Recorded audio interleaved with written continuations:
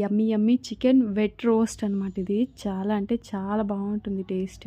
దీనికోసం ఫస్ట్ ఒక non stick pan తీసుకొని అందులో కొంచెం ఎక్కువ ఆయిల్ పోసుకోండి. దాంట్లో సన్నగా కట్ చేసి పెట్టుకున్న ఆనియన్స్ వేసి అవి మంచిగా బ్రౌన్ కలర్ వచ్చిన తర్వాత అందులో కొంచెం అల్లం వెల్లుల్లి పేస్ట్, పసుపు వేసుకొని మంచిగా ఫ్రై చేసుకొని ఒక కేజీ చికెన్ని మంచిగా నీట్గా వాష్ చేసుకొని ఈ చికెన్ని ఆనియన్స్లో వేసి మంచిగా ఫ్రై చేసుకోవాలి. చికెన్లోని వాటర్ అంతా ఎగిరిపోయి చికెన్ 100% కుక్ అయ్యేంత వరకు ఉడికించుకోవాలి. నెక్స్ట్ మీడియం సైజ్ టమాటాలని 2 తీసుకొని మంచి ప్యూరీలా చేసుకొని మనం ఫ్రై చేసుకునే చికెన్లో వేసి అందులో కారం, ఉప్పు వేసుకొని మంచిగా ఫ్రై చేసుకోవాలి.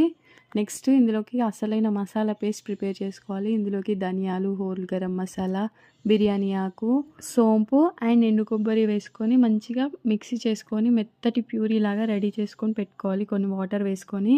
ఇప్పుడు చికెన్ నుంచి ఆయిల్ సపరేట్ అయిందంటే మంచిగా ఫ్రై అయినట్టు.